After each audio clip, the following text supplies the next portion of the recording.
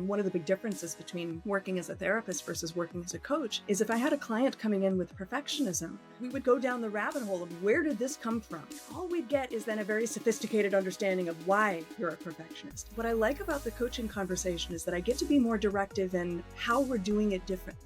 What's the mechanics that go into your perfectionism? The repetitive narrative of thought that you listen to like it's the truth. Let's start changing your relationship to those thoughts. I guess another manifestation of this is putting other people down. Again, women to women is quite common. Where does that come from? Well, we don't feel the need to put anyone down if we feel enough, do we? We only put down the people that we somehow feel threatened by. Even if we don't like the behavior and genuinely believe they're less than, there is a sense of othering that happens. Oh, it's not in me, it's in you. Anxiety, for example, can be very useful. Anxiety lets us know when we're attempting to control something which is fundamentally out of our control. That's the unhealthy expression of anxiety, right? But healthy anxiety can just simply mean, oh, this is important to me. I value this. This matters. Mollie, welcome to the show. Thank you so much for having me. I appreciate it. How are you? I'm very well, thank you. How are you? Relatively calm. I got my 5-year-old off to school this morning. I'm in the office. I have a day full of clients, and it's a great way to start the morning. Amazing. Well, let's hope we start it well. So to start the conversation, I want to ask you about what a clinical life coach is and how that is different to a therapist. Sure. Well, I always start with clarifying that clinical life coach is a title I completely made up when I pivoted from being a therapist, a licensed therapist, into the coaching conversation. And I wanted to reference that there was some clinical training that I was operating with, but that I really wanted the freedom to color outside the lines. And now that's not to say that therapists can't do that. There are plenty of wonderful therapists who bring their own authenticity to the licensure conversation and to the rubric of a traditional therapeutic relationship. I'm saying that I couldn't do that without my anxiety and perfectionism shouting at me, basically. And so I like the freedom of letting go of licensure and having a more directive, playful, irreverent, and authentic conversation as it fits me. So to me, clinical coaching is the hybrid of a therapeutic base and the freedom to be as direct and irreverent and playful as I want to be in session, because oftentimes the work can be quite disruptive, and I want the liberty to be able to do that where appropriate. I guess it's quite tricky because being like a therapist, you can't necessarily be that authentic at times. It's a question because perhaps it's quite strict. There's quite a lot of guidelines in place. I guess there's only so much feedback you can really give. I mean, these are all sort of questions of your Yeah. views on it, It rather depends than how you're statements. practicing. It depends how you're Okay. practicing. That I was trained that in a very psychodynamic model where we needed to be blank slates, that the client Yeah, was going to project everything onto us, and we were to that's what ask, I'm imagining. how does that make you feel? And without betraying how we felt about it. Mhm. And while I fully appreciate the potential benefit for that approach and why that's appropriate for some people in some circumstances, it's not how I wanted to work.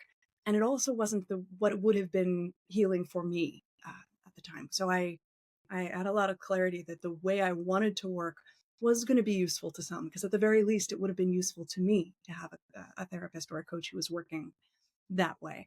So this is not to say, again, that therapists can't work authentically. There's some people who have a very different eclectic model and can share more of themselves. For me to share the way I wanted to as freely, again, there are a lot of clinical boundaries that I still adhere to. I'm not willy-nilly speaking about my life here, but I want the freedom to share where it's appropriate without my perfectionism going, is this clinically relevant? And is this of service to the client? I want to be able to trust that I will only bring it up if it's of service to the client, and that I don't have to be bound by licensure to keep me in line. You've referenced the word perfectionism a few times already in this short Mm-hmm. conversation, and it's something I'd like to tap into a little bit more because you've written on social media that perfectionism is anxiety masquerading as discipline. So what does that mean? Let's tap into that. Obviously, you have a bit of personal experience with Sure perfectionism that do. you've alluded to, but I think it's something that it's thrown about a lot. What does it actually mean? When is it just procrastinating and we're pretending that we're perfectionists as well? There's so many different layers to it. So what's your views on perfectionism? Sure. I see perfectionism as a self-shaming conversation that's an internal narrative that's always at work. And there's a difference between those of us that are like, oh, you know what, I really want to do a great job on this as a creative act, versus this had better be perfect or else. There's a subtext in perfectionism that we're going to lose something otherwise. That this is why I say that it's anxiety, it's the fear of our inadequacy, and one expression of that fear of inadequacy is incredible amounts of discipline and straight A's and a very marketable way of occurring. It can also look like the paralysis, the procrastination. Like that's the other side of the coin. But the big difference to me is that if it's perfectionism, if it's driven by shame and fear, that's the distinctive factor. And fear of inadequacy, who is that fear from? Is it an internal fear, or it's such a tough question when someone points it out of, well, who are you actually scared of that opinion, or who is it? Because then when you start to unpack it, I imagine, you have a little look and a whole lot of, crap falls out of you. Like, oh, I didn't even know that memory was there. You know? Sure, sure. But the fear of inadequacy is an interesting one because who are we actually scared of letting down?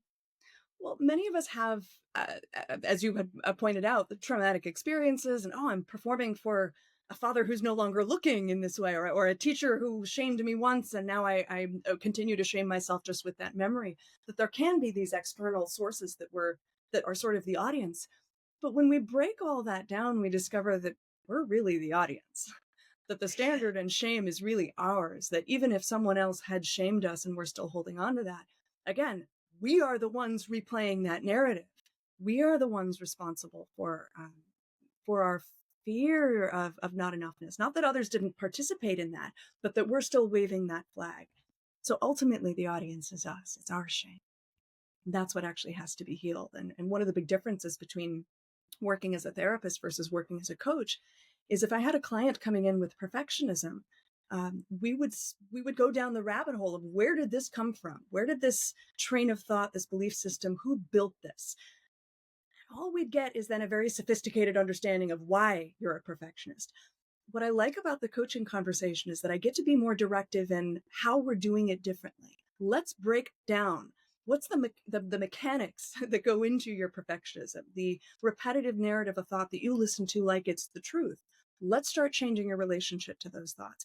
And that's a more directive, disruptive conversation. I have to actually say, hey, this thought isn't credible. And we've already established that it's not credible. And so then there's a bet being made, whether it's a bet on our relationship and what I'm saying, or a bet on yourself that you're actually enough, or a bet that this noise driven by shame and fear isn't the total truth here. But there's a way of working to change our relationship to it. So you don't have necessarily a more detailed understanding of why you're a perfectionist. Plenty of people can write a dissertation on how they got that way. I'm really interested in how we transform that pattern. Yeah, it is all about that behavior change, which again is something so easy to say, Mhm. but there's so many different layers to it because you have that, rational thought, the irrational thought, the conscious thought, the subconscious thought. Then you have that internal dialogue, which could have been going on for a long old time. And Mhm. then you need to change that because not only do we need to know what you're saying there, is this actually a thought with some merit that actually has some grounds? Or Right. actually, is it something that is completely fabricated in our own minds, or it's just not credible, it's just not nice, it's just not fair.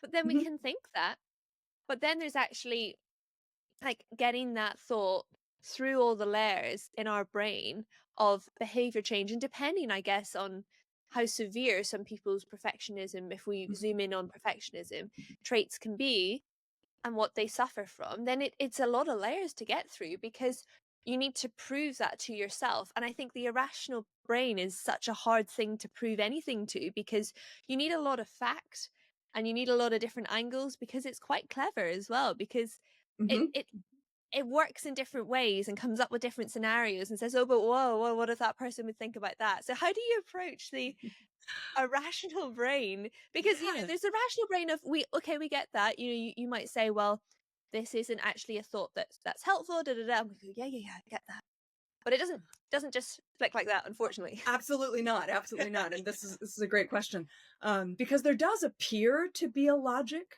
to it. Like, well, wait, I can make the case for why I'm a horrible person, or why this is inadequate, or why this person is so much better.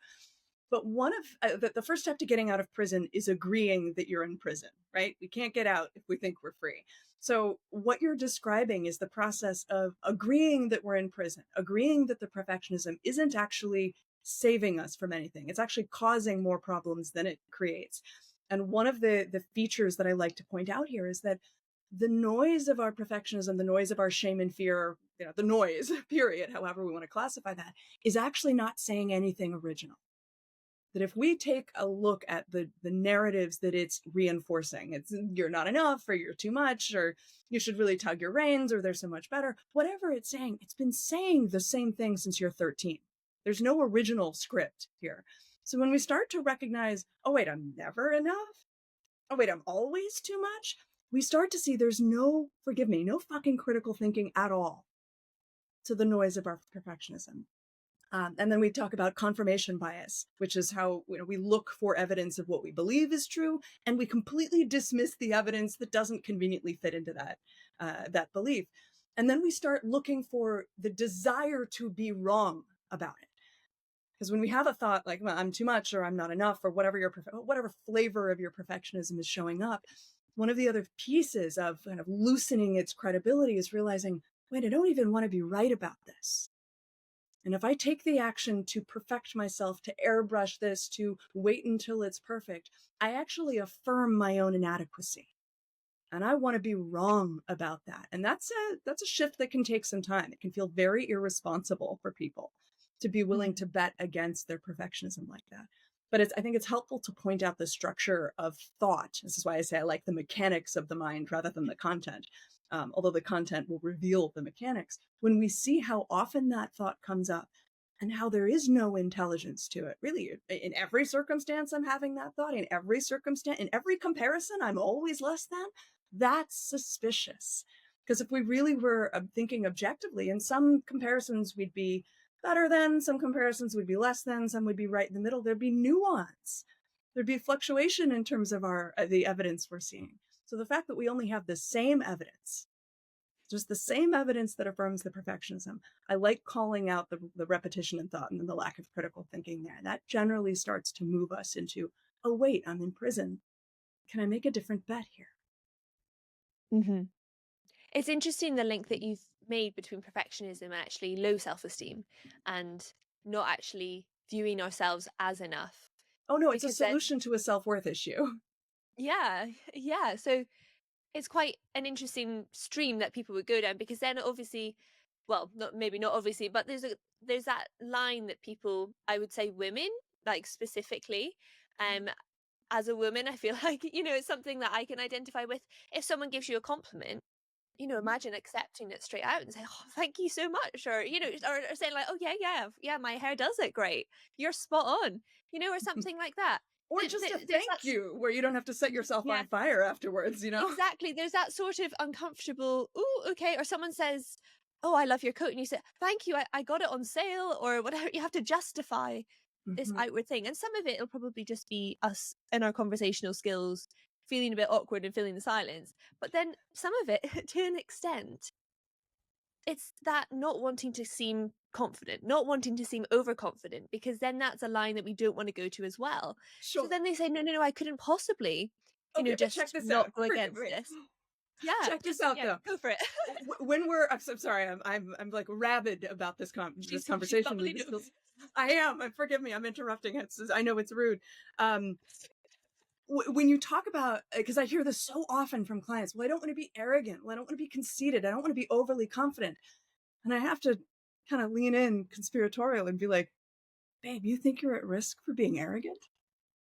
Do you really think you're like, is that the problem we're solving? Because the survival system will assign us a problem we've never had and then dedicate us to making sure that we keep out this problem that we've never been remotely close to having in the first place.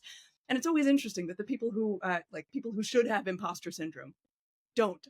And the people who should not have imposter syndrome, who are overqualified, are the ones who do. We want to get suspicious about that.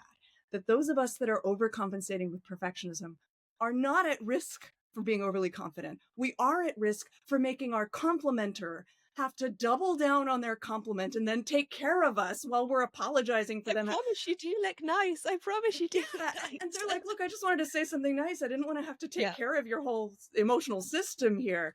Like, there's a burden we create in that, that self-immolation and our refusal to take the compliment. But yeah, are we sure we're actually solving a problem that we have? Or is this part of the survival system's distraction? Okay, no more interrupting, I'm so sorry. No, no, absolutely. Like, is it a sociological thing, a cultural thing, or where does this refusal to take a compliment come from? Because it's quite a common thing that a lot of people can relate to. But why? Yeah, Why is that? Because it's kind um, of rude in a way as well, isn't it? We're in it our is. being rude in our own way of being like, no, no, no, I don't want that compliment. Thank you. Right. Or I know best. I know my hair is actually trash, you I heathen. How actually dare look you compliment awful. me? Like, yeah. Yes. Yeah, the amount of time with the energy we put into discrediting our complimenter. I think this is internalized because I listen. I've yet to see a guy who can't take a compliment. I'll just be forgive my broad gender bias here, but I have yet to No. see this be a problem in men in the same way. And I think this is left over too from the dark night of the puritanical ethic. You know, I think it's as Ram Dass said. I think it's part of our internalized shame that we get to double check. We get to confirm, is this actually helping me or is this actually creating a lot more problems in my social dynamic? Am I actually being more pure and noble? And is that actually getting me anywhere? And what's the cost of that? Well, the cost of that is that we have to be constantly tugging our own reins and second guessing ourselves and affirming that we're not enough. So I think it's internalized misogyny. I think it's internalized shame. And I think for many, it's spiritual and religious trauma that has yet to be that gets mistaken for a mental health issue, or gets at least expressed as a mental health issue. Because then I guess another manifestation of this is completely the opposite, is then putting other people down. Again, women to women is quite common, of Mhm, actively criticizing, again, but perhaps not based on any merit, perhaps completely exaggerated, or perhaps it's mhm. just pure mean. And I think everyone's fallen into those categories at some point because it's Sure. so common. But where does that sort of come from as well? Well, we don't feel the need to put anyone down if we feel enough, do we? In fact, if you feel enough, there's a desire to lift other people, to recognize other people. We only put down the people that we somehow feel threatened by, or that we, this is a projection. Even if we don't like the behavior and genuinely believe they're less than, there is a sense of othering that happens. Oh, it's not in me, it's in you. Which, boy, talk about cutting yourself off at the spiritual knees here. What a way to make sure you never look at yourself close enough to recognize that those same characteristics that you're shaming somebody else for is something you're afraid you might have. I'm saying that Mhm. very concretely. It's hard for us to see, but it's true. It's true. Whether we're shaming someone for their sexual choices or their behavior in some other way, or even for being rude, as though we can't recognize our capacity for something like that. So, yeah, this is our inability to be in relationship with our own shadow, our own darkness, our own shame, our own humanity, which is imperfect by nature. And I was just thinking as you were talking, how generally, again, speaking broadly, it's the women who will put other women down. And men generally won't be, Well, men like to put women gossiping. down too. Well, no, but men to men, I mean. Men to men or women to Mm. women. But I think a lot of that will be if we, zoom back.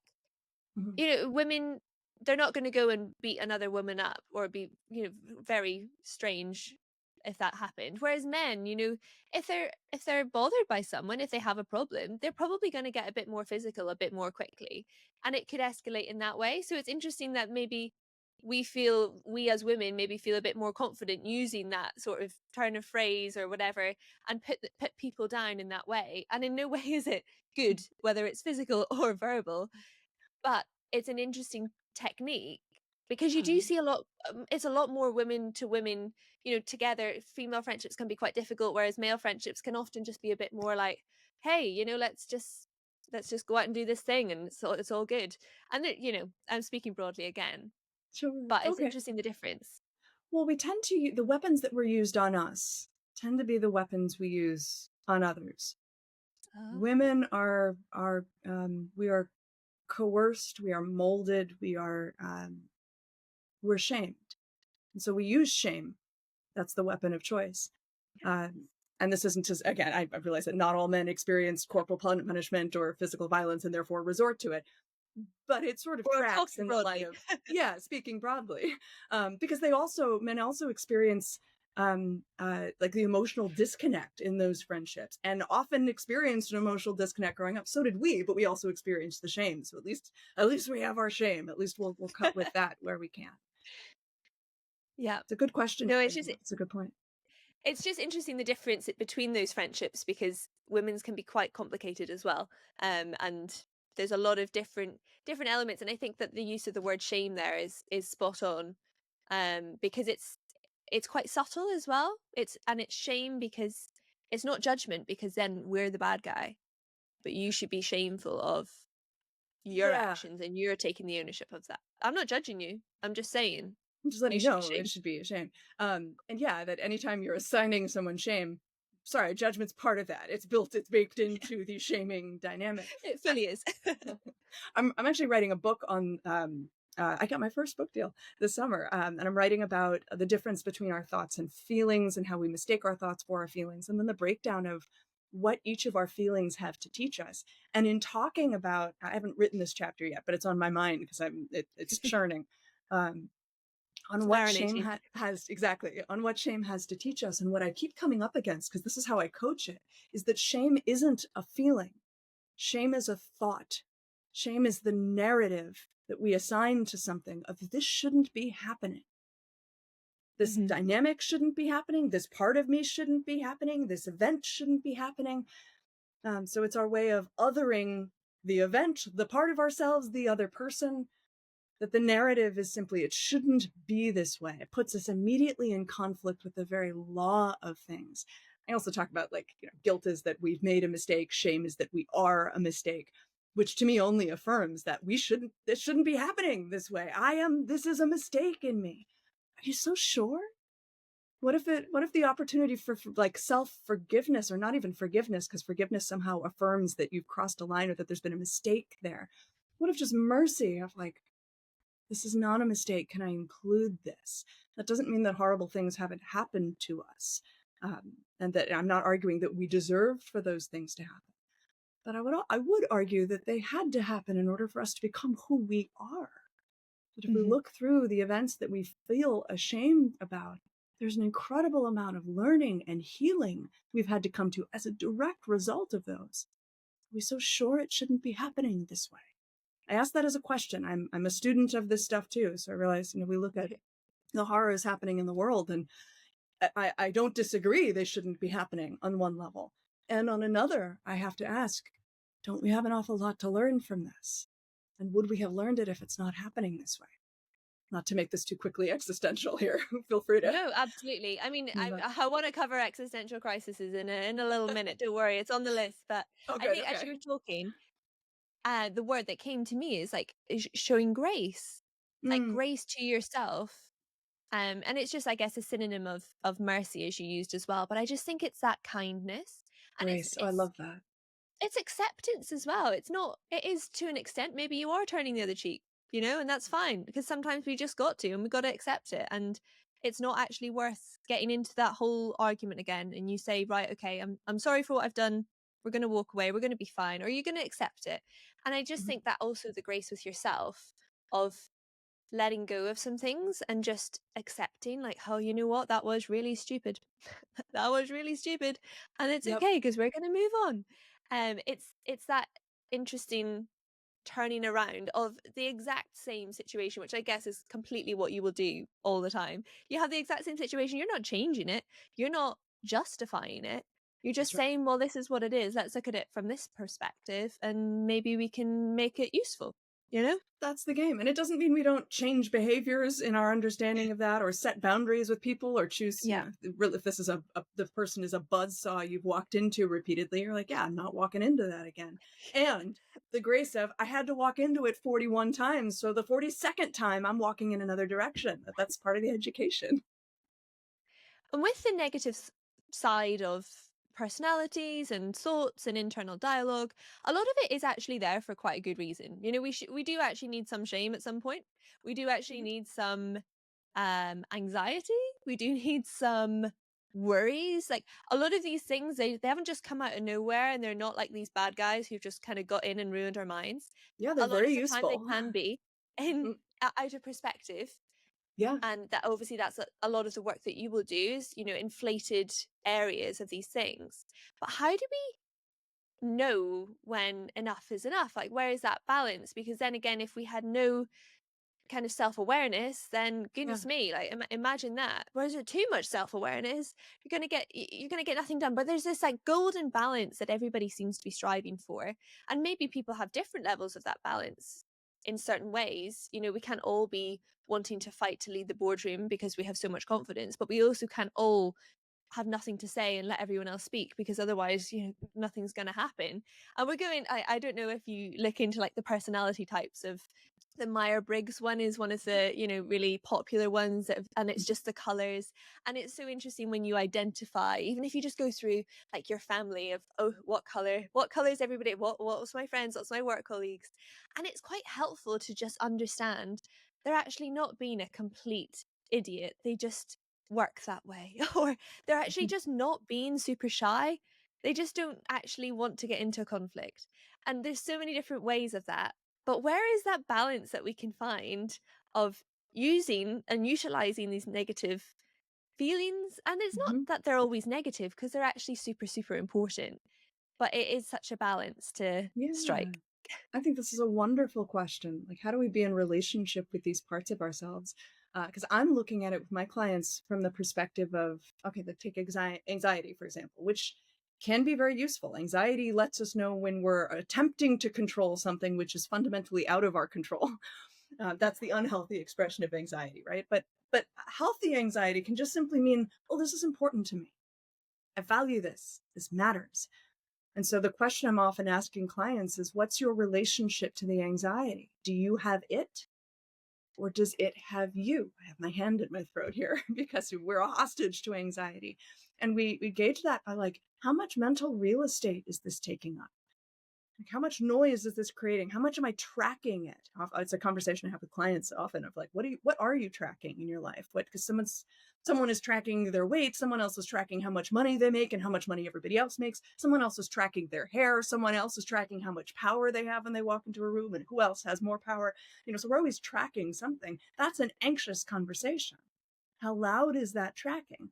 Or are you simply able to go like, yeah, okay, of course I'm tracking that.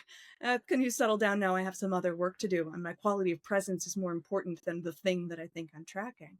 So I like to look at what's the relationship to the anxiety here. Because freedom is the ability to be anxious where appropriate and peaceful where appropriate. That doesn't mean the anxiety noise might not be there, but that it can be there without you having to take direction from. Like I'm told you I'm working on this book right now, right? Which means that I have this constant noise of like, hey, did you write today?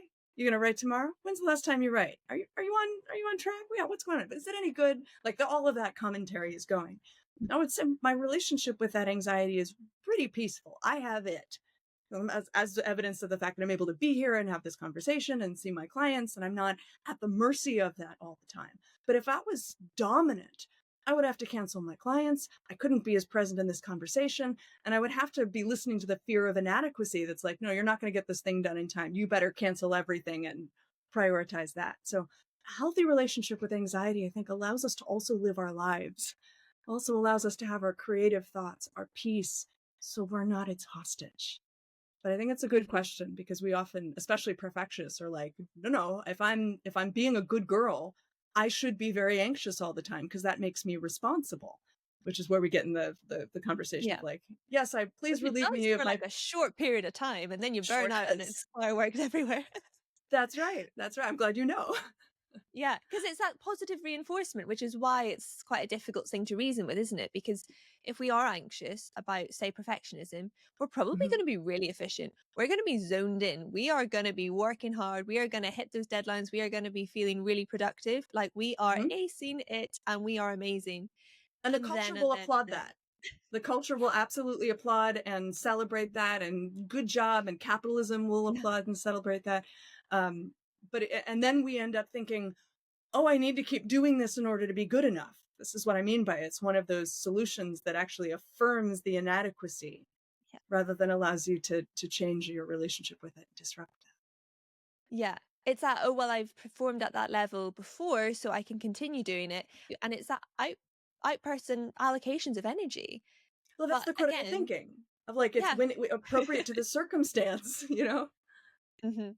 Yeah, and then the irrational thought comes in of, "Oh, but, you stopping now, that's not good." And then I guess that's where it's hard to reason with. But talking a bit more about that anxiety, but then also just the amount of conversation, of information, of everything that we go through in life, our brains through the day of social media and online digital screen time can accumulate on average. So, take it with a pinch of salt, 75 gigs of data, 75 gigabytes of data. And if you think about, an iPhone, it might be 128 gigabytes of data, and it'll take us a while to fill that up, depending on what you use it for. So our poor little brains, again, taking it with a pinch of salt. Say it's 50, say it's 200, somewhere in between. Yeah. That's a lot of stuff. That is a lot of things that we are filling our brains up with. And when our computer is filled up with stuff, it goes into that horrible fan noise and it goes really hot and you think something's going to catch fire and Mhm. it's just a lot. Imagine our brain doing that, because that is us. I guess a manifestation of spiraling in some sort. And I think it's maybe a separate conversation from anxiety, because then if Mm. someone is more prone to those anxious thoughts, then that's going to be escalating in a completely different way. But I think for everybody, really, our brain is just not designed to deal with all of this stuff. I mean, you alluded to the state of the world and the events that are going on at the moment, and there have been horrible, horrible events going on in the world for many, many years. But now we can Now we get access it. updates We all can the see it. time. We can, if we, we're talking about something that happened recently, we can see it happen live. And that's, our brains aren't designed to cope with that, because where do we put that? How do we make that into something useful? Because it's not a threat to us imminently if we're watching it on a screen, because it's not going to happen to us where we are because we're not there. But we have these emotions of response, of sadness, of anxiety, of worry, of anger, of anything. But where do we actually put that energy then once we lock our screen or go on to the next thing? Well, what the survival system, meaning our thinking mind, wants to make meaning out of that. Wants to put it in a story, wants to contextualize it, whether that's like, I want to understand why this happened, or I want to understand how I'm safe so this won't happen. But either way, we're engaging with this information, and like aside from, is this really information? Is this propaganda? Is this just is something? Yeah. Who knows? That's another Same as podcast. watching the news. Yeah. Yeah, yeah, yeah. Well, even then, though, like, who Oh, true. knows? That's a Right? whole other thing. Whole other podcast, right?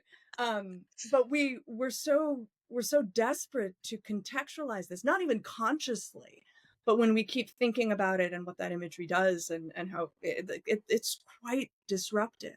So if we don't have a method for practicing emptying out, if we don't have the ability to withdraw our attention, not even from our phone, but from our own thoughts, from Mhm. our own train of thought, and be able to make something else more important than our thinking mind and the content that we're generating, we will be dead in the water. We will wonder why we are burnt out. We will wonder why we have fatigue in our relationships, that we feel like mildly depressed all the time.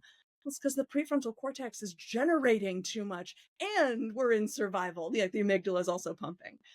So there's no ability to just be here now. Because even if we're processing the content that we've absorbed during the day, in that processing, in that thinking, we're still one step removed from the present moment. There's still a dissociation from our present lives, from the relationship that's right in front of us, from the conversation we're having. So we've got to have some sense of, I hesitate to say discipline, because I know my perfectionist self and the perfectionists in the world, like, our spines get rigid. We're like, yeah, coach, what do we need to do? I'm like, no, no, no, not an abusive discipline, a compassionate discipline, where something is more important, that my quality of being has to become more important than the thoughts I am generating or the information that's being thrown at me at any given moment. And that helps with our discernment long term. But it's a courageous bet, because boy, to the hyperproductive person, making something more important than our thoughts will feel irresponsible, feel like a threat to who we think we are. If you think about an artist, and they're going to create some beautiful work, or we're going to write a novel, and you're going to, you're writing a book now. So maybe you can give us your personal twist on this. But imagine, you think, oh, where would be the perfect place to go and do this? Somewhere quiet, somewhere probably in nature. Maybe there's water, a lovely view, lots of coffee that you can just enjoy. And it's, you're not being rushed. You're not drinking it because you're tired. Mhm. You're drinking it because you want to enjoy it.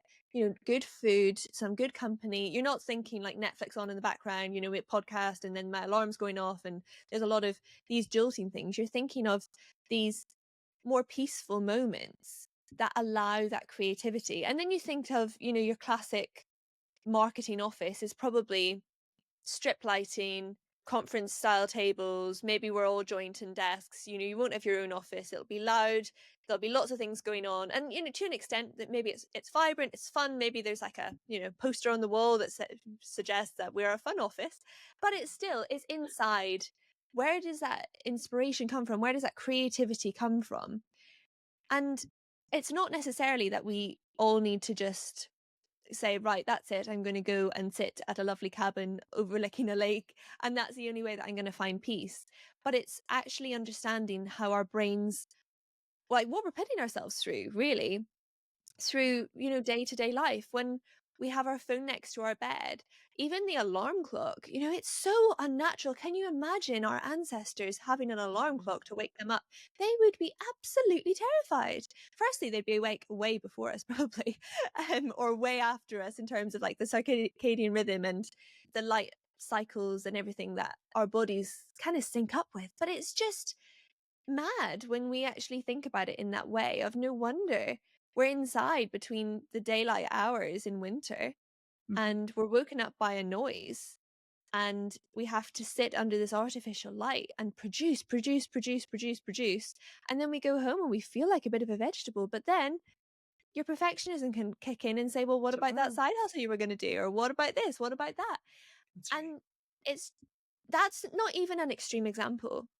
Yeah, Like, I think that's pretty average, like pretty average person, average life of now, that's right. corporate lifestyle. Like the hours are long, even if you're not corporate, even if you're just working, a 9 to 5, a Yeah. temp job, it's kind of what it is. And then we wonder, I don't feel so creative.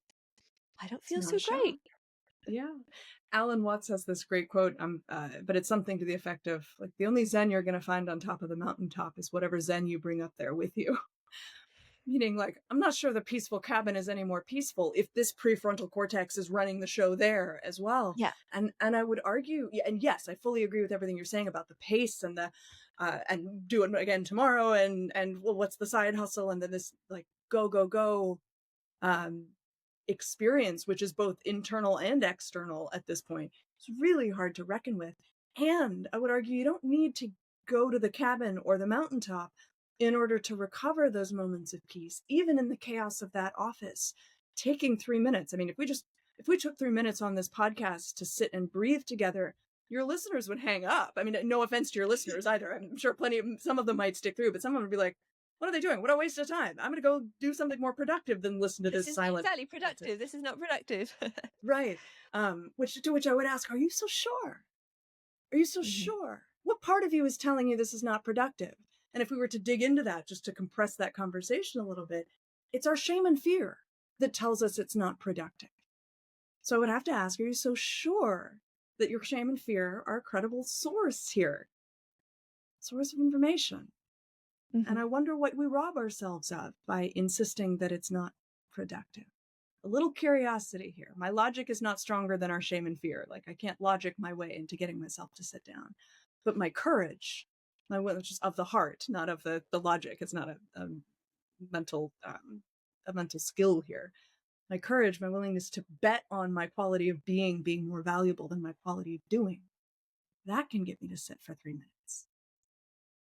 It is that curiosity that you mentioned, but it's having the space for that curiosity. And we don't need to go and retreat to a lovely cabin or up to the top of a mountain, Mhm. but it's just making space for taking away that logic of more and more information, or even those logical thoughts that just bombard us, but actually Yes. putting the phone down, shutting the laptop, and sitting, or just like reading something nice, something light, something lovely, something non-educational, doing something not productive. Just go for a walk, not because you have a dog, not because you're going anywhere, but because you want to go around the block.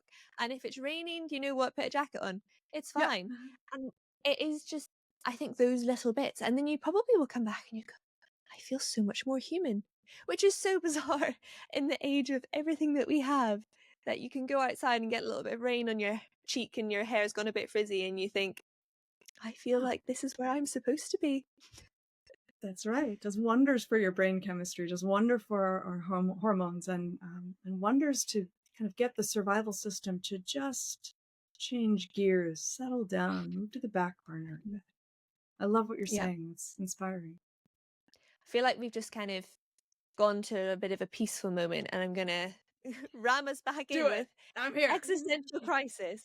Okay, It, bring on the existential crisis. it's a lot. But firstly, I want to know what your definition of existential crisis would be, because we all know what it is. But, like, how would you describe it to someone who doesn't know what an existential crisis is? Because I think that would probably help us understand a bit where it comes from. Let me sit with that for a moment because I want to do your question justice.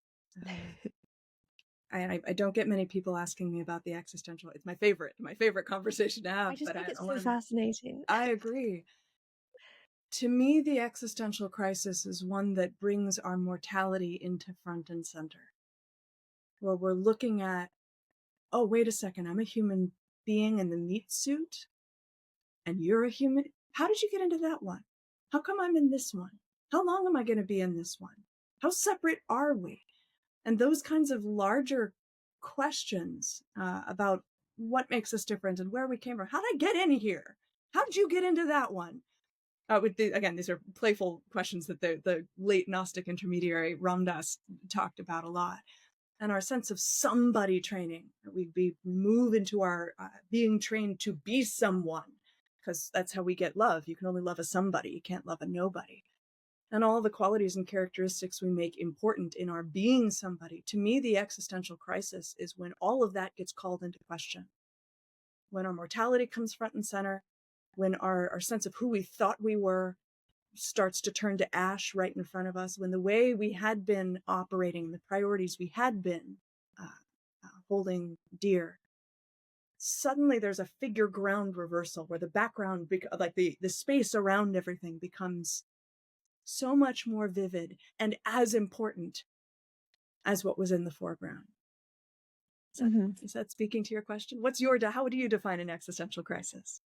No, I thought that was a super interesting description of it, because it is that it's all fine and then it's not. And you think, oh my goodness, like, I'm not enough. It's that I'm not doing enough and I'm not living my life right and I'm not doing this right.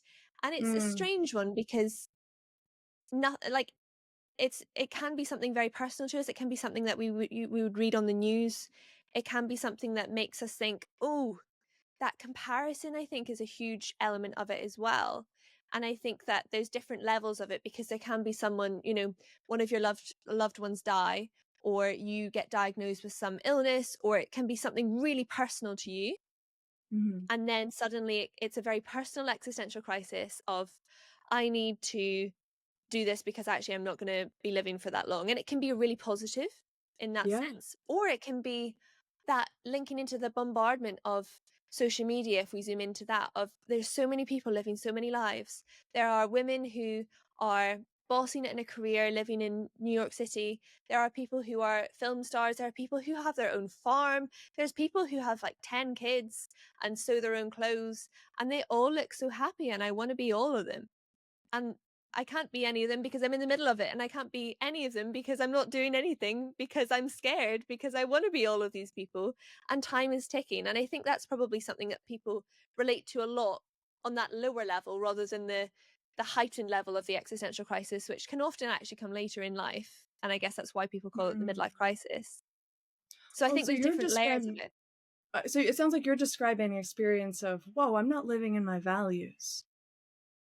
I think there's different levels of that as well. And that feeling of inadequacy, I think, can link into, because I don't necessarily I don't know, maybe can existential crisis, it can be a good thing because it can gee us up to do something and do the thing that we always wanted to do. I But think I would argue it's always a good thing because it's always oh, pointing to evolution and that sort of thing. But we certainly don't experience it as positive when it's happening. yeah. I would even argue that the forgive me, I don't you have not hired me as your coach. I'm on your No, podcast, no, but I'm not please coaching do. this idea. Um, but often when we have a what you said you described it as a feeling. Mhm. And I wouldn't be forgive me, I wouldn't be zeroing in on this if I wasn't literally writing a book between on the difference between our thoughts and our feelings. Yes. But that idea of like I am not I'm not living the life I should be.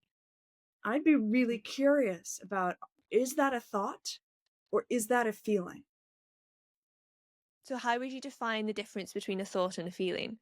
Thoughts give us somewhere to stay. They nail us to the wall with like a singular interpretation of like I'm not enough is often described as a feeling. It's a thought. It only Yeah. gives us somewhere to stay. Do you understand what I mean by like it kind of Yes. encrusts us in one singular interpretation versus a feeling gives us somewhere to go. If we go into like, oh, I feel heartbroken. Now something is moving, or I feel inspired by what I'm seeing in this person's life. I feel called to that. That's somewhere to go. To me, that's the difference. And the thoughts we can get very abusive with. The feeling we want to start moving, and it's easy to get trapped in the thought because it feels very concrete. Like, oh, I just have this thought about myself, and we think then beating ourselves up with the thought is going to get us the juice. Oh, going to the feelings that are driving it, which might be jealousy, it might be inspiration, it might be hunger, it might be your own longing. And so I'd be curious to know if we were to go into the feelings behind the thought, what would those look like? What I think a possibilities lot would of it that is open up to? probably fear for people as well, isn't it? That fear of, I think, linking right back to the start of the conversation of not being enough, of not having that, I was going to say enoughness, I'm just repeating myself, but Yeah, no, of that's okay. That's that okay. success. I think it's an interesting one, and your definition there of the thoughts and the feelings. I think that it can become our truth that we then link into this logical, irrational thought of, well, this is actually who I am. And then the Yeah. longer you're doing it, the more behavior change you really need to tap into. But it is an interesting conversation because I guess the same mechanisms of our brain patterns just applied to a different situation, isn't it? Essentially, yeah, I would call based on how you're presenting it, my gut says no, this is born of shame and fear. This is not a feeling. This is a belief Yeah. system that is emphasizing no, I'm not enough. The way I'm living my life isn't enough. They have whoever they is. I don't know if it's people we're following on Instagram or whoever you're we're comparing our internal experience to their external experience, whatever they're Yeah. marketing about their lives. That is not apples and apples, my dear. That is apples and Pop Tarts. These are not equivalent. And our shame wants us to believe they are. Our shame wants us to like it. You own shame is only jealousy. There's no inspiration that's actually on the other side of that jealousy. If we are actually moving through jealousy, we're like, oh wait, actually, this is possible. Something else like this is possible for me. What's my expression of this? Rather than the shame-based thought, which is no, this isn't possible, and you're not enough, and it speaks with so much authority, as though we know what we're supposed to be. Like we can know what we're called to do, but we don't get to beat ourselves up with our expectations of our own lives. So that's why I would call into question the fear that's driving that. Because fear shows us where we don't Mhm. think we can survive a loss. I couldn't stand losing this version of myself, or I couldn't stand losing what someone else thinks of me, or I couldn't stand losing my credibility or my what I have. Um, and so I'd get curious, what is it you're afraid to lose here? I think it's such an interesting question, and I think the narrative that we're discussing, it's quite applicable, and it's a lot of the same narrative that I've seen, you know, of people just going through their 20s in this time of so many options, and it's unpacking that side of it. So I think that's super helpful, those just different perspectives of actually, hold on, what is it? What is it that's driving that? Hmm. And to flip over to the more the existential side that you referred to initially, often people would say the existential crisis. Mhm. And the use of the word crisis is pretty heavy. You don't just fling around the word crisis. So it's quite severe. There's probably a lot has happened, and it's called into question a lot of things, a lot of maybe how we've lived our life, the values that we have. It could be anything. So do people come to you saying, I'm having an existential crisis? Do you identify the existential crisis in someone, or how do you even approach that? I because it has such a spicy kind of taboo association in Western culture, I will rarely label that for someone like, this is an existential crisis, because they're likely then to go, oh no, what the fuck do I do? I'm having no, no, no. This is a very normal human experience, is what I want you to know. Um, to me, the juice in an existential crisis is that there's an awakening. There's a realization of like, oh, something else is becoming more important. What I thought was important is not important. And can I allow for the new thing to come into the foreground here? Where we end up getting into fear, I think, with existential turbulence or existential questions, is when we feel that disruption, we're trying to get back to some recognizable version of ourselves. Like I'll hear like, let me get back to my high school weight, or I have to get back to my pre-COVID energy, or my pre-divorce productivity, whatever it is. We're living based on some old rubric, rather than, can I create from what is happening right now? Can I create from the circumstances that I have right now? Can I create from this new priority? Like when I Hmm. became a mom, I wasn't as productive. I wasn't as mobile. My thinking wasn't as clear. I felt I couldn't get to the gym as frequently. I've all of these arenas of my life in which I had exquisite control were now like rubble at my feet. And Yeah. my instinct was like, well, how do I get back to my pre-parenting self? I don't get to do that. The existential juice is in, can I create from this circumstance with these ingredients? That's the heroic act, not getting back to some version of ourselves we recognize. That's not to judge it. We all do it, but we only do that out of fear. And we actually want to Hmm. bet on, can I create from right now? Can I bet that this existential crisis, if you will, is good information for me? How do I get the education? Is it about control, would you say? I would argue, yeah. Yeah. We're on a spinning rock, hurtling through space.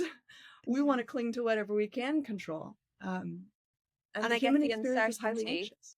Yeah. uncertainty that may cause that existential feeling then makes us cling to those things a bit more of, Yeah, hold on, but I even felt safe when, or yes, whatever. exactly. But even then, we've always had uncertainty.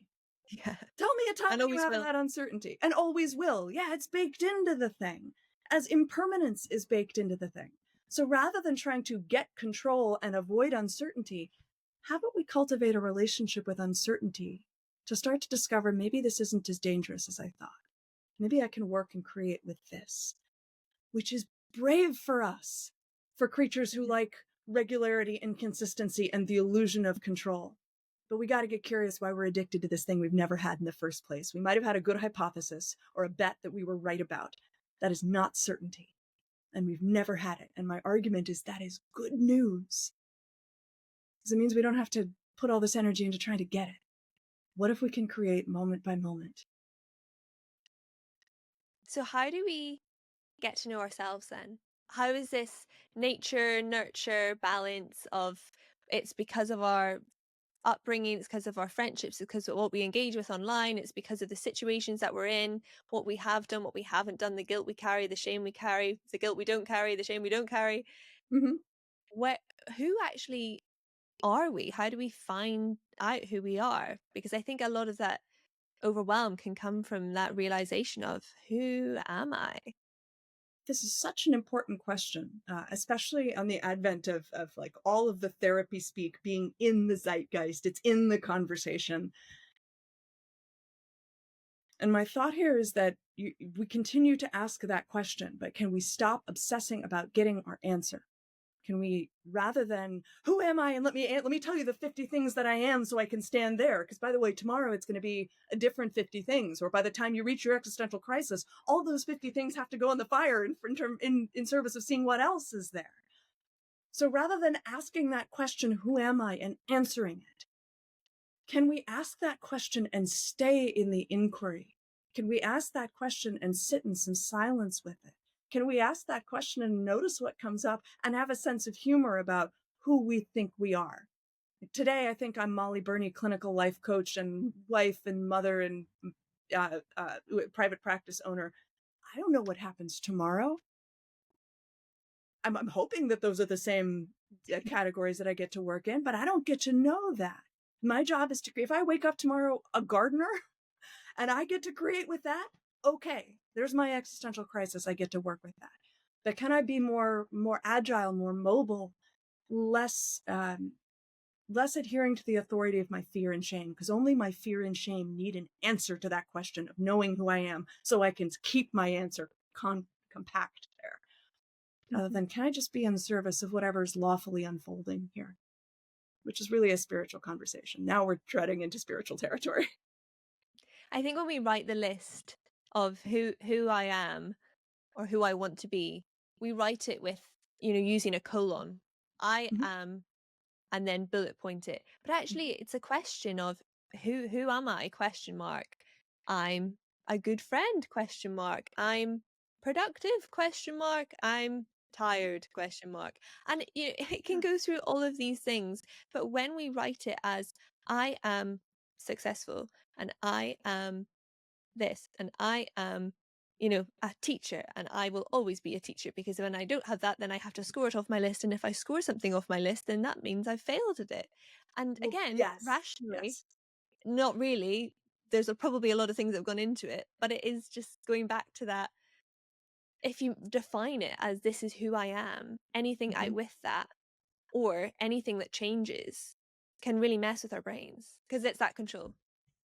In freedom, I talk about this a lot with clients, as like the qualities and characteristics that we think we are and who we think we have to be, and who other people are not allowed to think we are. Like, you're not allowed to think I'm disloyal. Well, look, if I have to make sure you think I'm loyal, then I have to stay in a relationship with you, even if I'm being mistreated, and even if I'm being taken advantage of. I have to stay just so I can prove that I'm loyal. Freedom is not being loyal all the time. Freedom is being loyal where appropriate and disloyal where appropriate.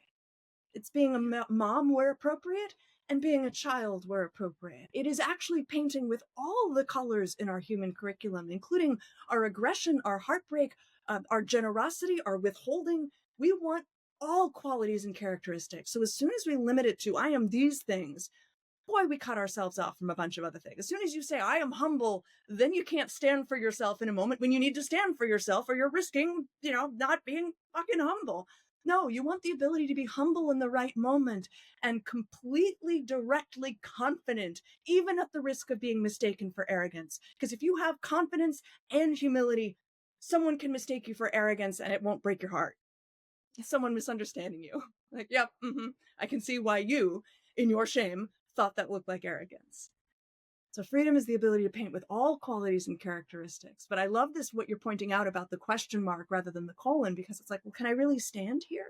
Can I really stay with this? Or I was this, I wonder what it is today. And what you're Or do I pointing want to is to? that, exactly, is it serving me? Does it serve me Yeah. in this dynamic? In this moment? Like, if I'm working with a Mhm. client and I need to be seen as smart, there are certain things I cannot say to them that would be in service of them. Any way we have to be seen actually holds us hostage. Any identity that we're standing in actually has us a bit by the throat. This is why the Yeah. freedom to be misunderstood is so important. The freedom to serve with all parts of our humanity, all in balance. We've covered a lot of great things, and I feel like we literally could go on all day. But to summarize, I'd love for you to give a little bit of advice. What was maybe some of the advice that you stick with? Something that springs to mind. It can be anything, but just a little takeaway nugget that people can mull over in this moment of time when they will hopefully sit and think about things for even 3 minutes, as we said, and not just Even rush off to the 3 minutes. next thing. And you don't have to think about this podcast. You can think about anything, but Yeah, sure. maybe maybe they can think about this little bit of advice that you have. I would ask, who are you when you are not trying to solve yourself as though you're a problem? Who are you in that moment? What are you hungry for when your life is not a problem to solve? And you don't have to answer that question. Just sit in the inquiry. Just sit, what if I'm not a problem? What if?